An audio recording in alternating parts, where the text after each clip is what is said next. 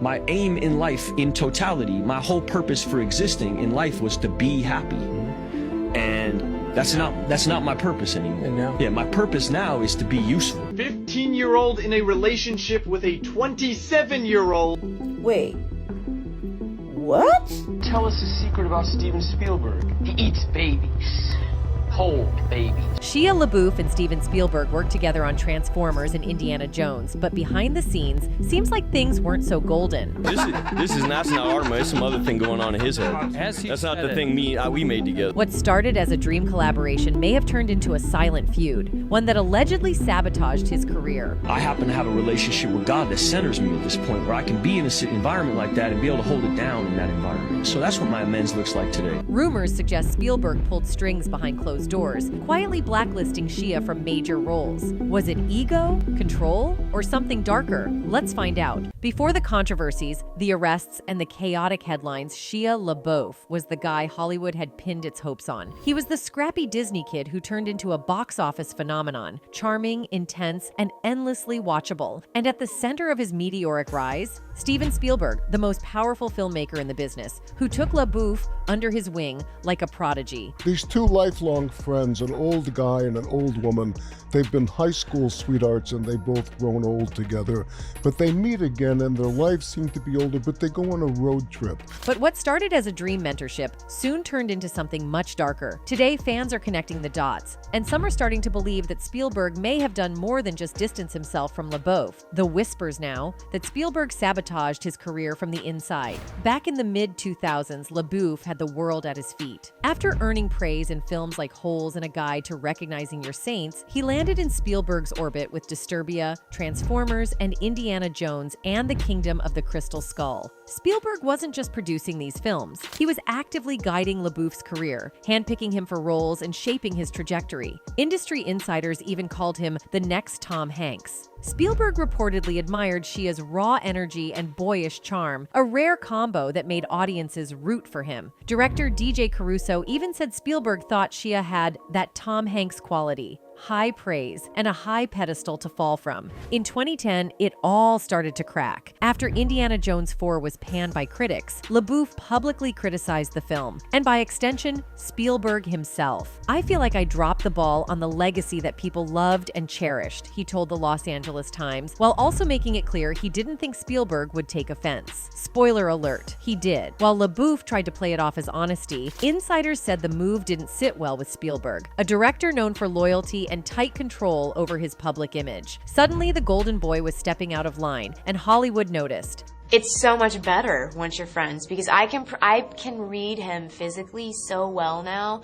I know, like, he has these little tics, and I can tell, like, when he starts doing them if he's getting agitated. Years later, LaBeouf went even further, revealing that working with Spielberg was nothing like the dream he'd envisioned. You get there and you realize you're not meeting the Spielberg you dream of. You're meeting a different Spielberg. He's less a director than he is a effing company, LaBeouf told Variety. He described the sets as tightly controlled, robotic, with little creative freedom. For someone like Shia, unpredictable, emotional, and deeply invested in the craft, Spielberg's factory-like approach was a deal-breaker. The result? A total breakdown of their working relationship. Now here's where things get suspicious. After the falling out, LaBeouf's career didn't just slow down, it nosedived. Despite his undeniable talent, offers dried up from major studios. He turned to indie films, experimental theater, and performance art, far from the blockbuster world he once dominated. And I wouldn't feel any joy. There was none of the things I was doing to feel that human instinct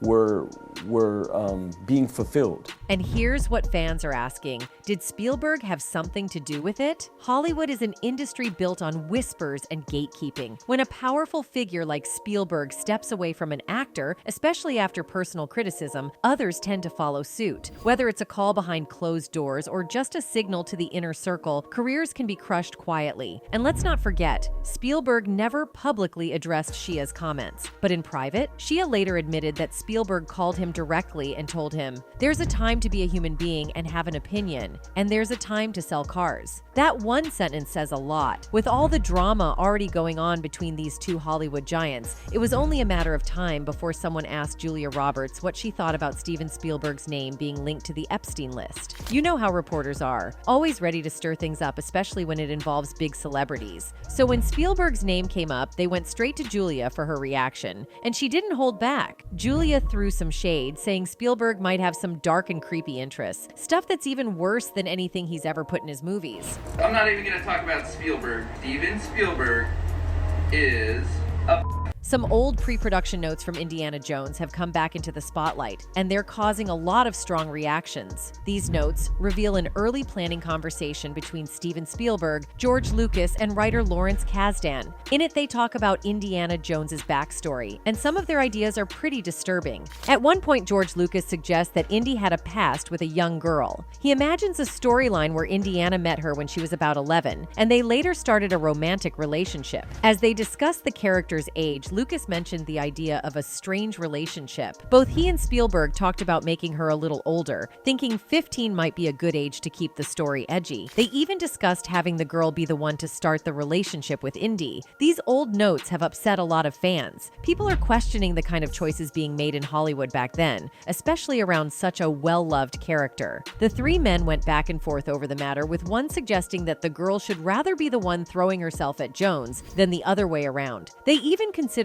bumping up the age to around 15 years, but not further than that, or the story could lose its edge. They explained that 15 was the best age to peg the girl, and that when she last met Indiana Jones, she came on strongly to him, and the two engaged their carnal desires. A lot of fans were totally grossed out when they found out about how messed up Spielberg and his crew were during the early days of Indiana Jones. Like, seriously, who thought it was cool to make a young girl hook up with an older guy just to make the movie edgier? But hey, it's Hollywood, right? That place where all the shady stuff happens, where big shots use young, eager talents to satisfy their creepy cravings. It's messed up. When fans found out about this hair-raising detail from Indiana Jones, their reaction was something like this. 15-year-old in a relationship with a 27-year-old. Some fans think movies are just stories and don't reflect the personal lives of the people who make them. And that could be true. But let's be honest, movies often reflect parts of real life. So maybe Spielberg and his team had some strange stuff going on that slipped into their films. Take his focus on young characters and older adults. It didn't just happen once. There are rumors that during the filming of Jurassic Park, Spielberg got really close to Ariana Richards. People say he even sent her caregiver away so they could be alone in her hotel room, supposedly to go over lines. Sources claim he put her in situations that made her uncomfortable and really affected her mentally. That night was just the start of more strange encounters, with Spielberg allegedly taking advantage of her. She's been in therapy for years and won't talk about the movie or give interviews. She seems to have completely cut ties with Hollywood and avoids anything related to Spielberg.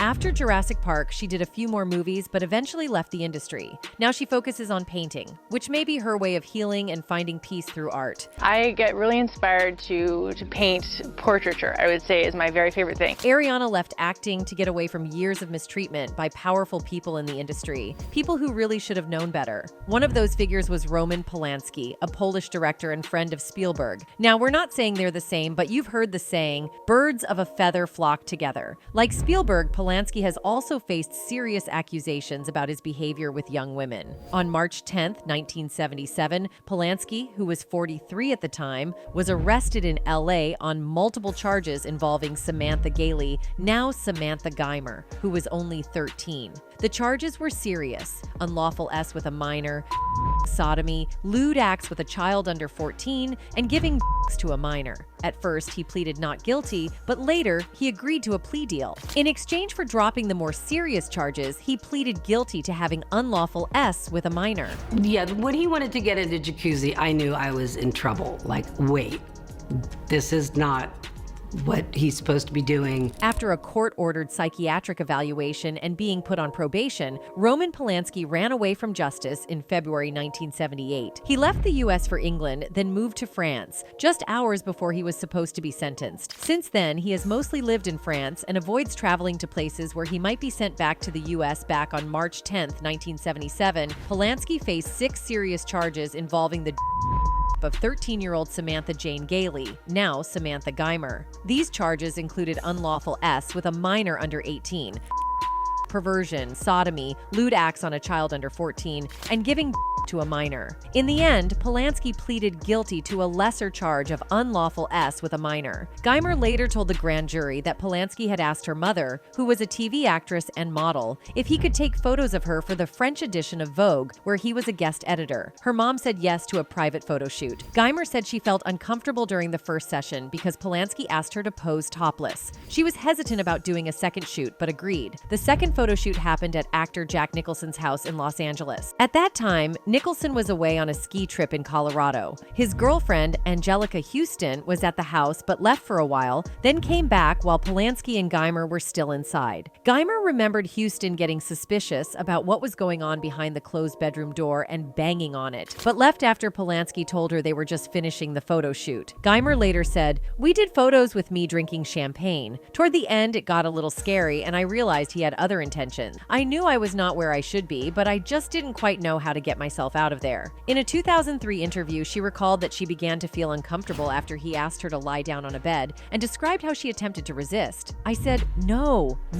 I don't want to go in there. No, I don't want to do this. No." And then I didn't know what else to do, she stated, adding, "We were alone and I didn't know what else would happen if I made a scene. So I was just scared. And after giving some resistance, I figured, well, I guess I'll get to come home after this." Geimer testified that Polanski provided champagne that they shared as well as part of a quaalude, and despite her protests, he performed OS on her and penetrated her both vaginally and anally, each time after being told no and being asked to stop. Describing the event in his autobiography, Polanski stated that he did not drug Geimer, that she wasn't unresponsive, and that she did not respond negatively when he inquired as to whether or not she was enjoying what he was doing. The 28-page probation report submitted to the court by Kenneth Fair, his parole officer, and signed by Deputy Irwin Gold, excused his behavior due to his creative genius and being an immigrant from a land with different morals, placed some of the blame on the victim and her mother, and concluded by saying that there was evidence that the victim was not only physically mature, but willing. The officer's report also quoted two psychiatrists' denial of Polanski being a P or S deviant. Claiming to protect Geimer from going through a trial, her attorney arranged a plea bargain. Polanski accepted, and as part of the agreement, the 5 initial charges were dismissed. Instead, he pleaded guilty to the lesser charge of engaging in unlawful intercourse with a minor. Under the terms of the plea deal, Roman Polanski was initially ordered to report to a state prison in California for a 90-day psychiatric evaluation. However, he was allowed to postpone this to finish filming a project in Europe. While he was in Europe working on the 1979 remake of Hurricane, he was spotted at Oktoberfest in 1977, surrounded by young girls and beer jars. That's the moment. Then I realized something was wrong. I was frightened. I didn't know what to do. And I just knew then, it was like, oh, this guy, like, he wants to get his hands on me. Oh my God, what am I gonna do? Polanski came back to California and started his evaluation at Chino State Prison on December 19, 1977. He was released after only 42 days, even though he was supposed to serve 90. His lawyers thought he would get probation at sentencing, especially since the probation officer, the psychiatrist who examined him, and even the victim all recommended prison time. But on January 20th, 1978, Polanski was fired from his job as director of the movie Hurricane. About the sentencing, Judge Lawrence J. Rittenband reportedly told Polanski's lawyers that he planned to send Polanski to prison and order his deportation. According to the 2008 documentary Roman Polanski, Wanted and Desired, Deputy District Attorney David Wells showed the judge photos of Polanski at a party in Munich with young girls. This was meant to show that Polanski wasn't taking the charges involving the 13-year-old seriously. However, this was an unusual move since Wells wasn't officially part of the case but had connections to California. Facing the risk of prison and deportation, Polanski decided to flee the United States. He went to England and became a fugitive from justice. Judge Rittenband said, "On January 30th, Mr. Dalton and Mr. Gunson came to my chambers to discuss Polanski's psychiatric report. I told them that I had carefully read it and that I felt it was superficial, replete with many inaccuracies and factually unsupported conclusions, and was conspicuous more for what it failed to report than what it did report. I believe I used the word whitewash. I stated that there was absolutely no mention in the report of any discussions which the counsel counselors and psychiatrists at Chino had with Mr. Polanski, relating to the serious and aggravated charges of and alcohol, sodomy, and oral copulation of the 13-year-old victim. I believe I pointed out to them that a statement in the report that throughout the experience with the victim, Mr. Polanski seems to have been unaware that he was involving himself in a criminal offense, an isolated instance of naivete unusual in a mature, sophisticated man, was one of the most fatuous statements in a diagnostic report that I have ever read. I told Mr. Dalton that I did not propose to follow the recommendations, which were for straight probation without any additional time in custody. And the saddest part? All those Hollywood execs totally jumped to Roman Polanski's defense back in the day. At the time, most folks didn't really question why his colleagues were so eager to back him up. But with everything we know now about the darker side of Hollywood, it's clear why those big shots were so quick to fall all over themselves to support their buddy. Later, fans found out that the judge had actually planned to hit Polanski with a crazy 50-year sentence for his crimes. But after a little chat with Polanski's lawyer in chambers, the judge suddenly changed his mind. The lawyer spilled the beans to reporters, saying they were ready to slap him with that harsh sentence instead of just going with the time served they had previously negotiated in the plea deal that the judge had agreed to. Feeling like the judge might bail on the plea deal and go for something tougher, Polanski decided to bounce. He told a friend about his escape plan, and just a day before his sentencing, he fled to London and then off to France, where he's been living ever since. Roman Polanski got caught and he fled the country to avoid persecution. That's what happened. And he's been a fugitive ever since. Many fans aren't really surprised by the accusations against Spielberg, especially with his ties to Polanski, and that controversial pre-production meeting that led to a 15-year-old female character getting involved with an older guy in the film. It's not exactly a stretch to connect those dots, considering how movies often reflect real life, and directors sometimes project their own fantasies onto their projects. Fans think this kind of behavior was probably more common among directors and execs back in the day. Take Thandie Newton's story, for example. She's opened up about her experiences of being objectified on a casting couch, which only adds to this whole vibe. I found when I was a 16-year-old, fresh from boarding school, going out into, on the casting couch, I was definitely objectified to an extreme. Thandie also disclosed that she was manipulated deliberately when she was young and joined the industry. The incident happened when her father went to another country and she was alone. She said, "I was 16 and a virgin.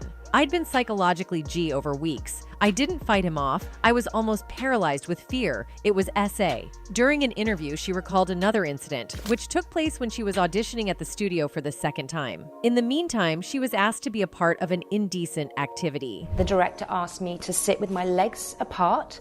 The camera was right between, positioned where it could see up my skirt. Thandie went on to say that during auditions, she was asked to sit in really uncomfortable positions. She recalled, "He asked me to put my leg over the arm of the chair and think about the character I was supposed to be having the dialogue with and how it felt to be made love to by this person. He was a director. I was still very young and thought it must be normal. It's way too common for victims to feel guilty about what happened to them, and when they face public backlash, it just makes things worse. This is especially true when the person who hurt them is rich or famous. Sometimes these perpetrators twist the story to make it seem like the victims are just trying to cash in, which totally messes with how people see the situation. Unfortunately, a lot of folks buy into that narrative and jump to defend the offender, completely ignoring or discrediting what the victim has gone through. So far, Spielberg hasn't faced any lawsuits over his alleged crimes. People in Hollywood are definitely talking about it, but no one seems brave enough to take him to court. He's on Epstein's list, and with everything that's come to light, it feels like someone is bound to come forward soon. Over time, LaBeouf seemed to walk back some of his critiques. In a Sirius XM interview, he admitted he may have been too harsh on Spielberg, saying, "I probably could have gone lighter on Spielberg. He gave me a lot of opportunities, and that's on me." But was that genuine regret or a last-ditch effort to stop the bleeding? By then, LaBeouf had already burned bridges with several directors, and his reputation was teetering. Some believe this apology was less about Spielberg and more about survival in a town that had turned its back on him. In multiple interviews, Shia hinted that Spielberg wasn't the only issue, but rather a symbol of something bigger,